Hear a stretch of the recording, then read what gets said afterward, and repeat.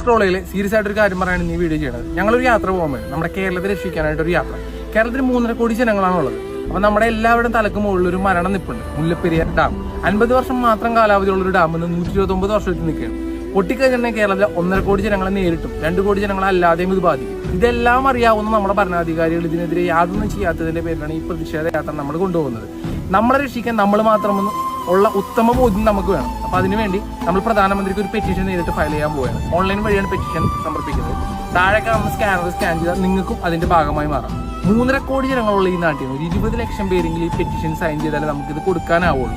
അപ്പം ഞാൻ ഈ പറയണമെന്ന് വെച്ചിട്ടുണ്ടെങ്കിൽ പല റീൽസ് നിങ്ങൾ കണ്ടിട്ടുണ്ടാവും, ഗീവ് വീഡിയോ ഒക്കെ ഷെയർ ചെയ്യുന്നത്. അപ്പോൾ അതിൻ്റെ ഒരു 10% ആളുകൾ ഈ വീഡിയോ ഒന്ന് ഷെയർ ചെയ്ത് തന്നിട്ടുണ്ടെങ്കിൽ നമുക്ക് നമ്മുടെ കേരളത്തെ രക്ഷിക്കാനാവും. അപ്പോൾ എല്ലാവരും നിർബന്ധമായിട്ട് ഒന്ന് സ്റ്റാറ്റസ് ഇട്ടും ഷെയർ ചെയ്തും നമ്മുടെ ഈ യാത്ര ഒന്ന് വിജയിപ്പിച്ച് തരണമെന്നും നിങ്ങൾ നമ്മുടെ കൂടെ നിന്ന് ഒറ്റക്കെട്ടായി നമുക്ക് ഈ കേരളത്തെ സംരക്ഷിക്കും.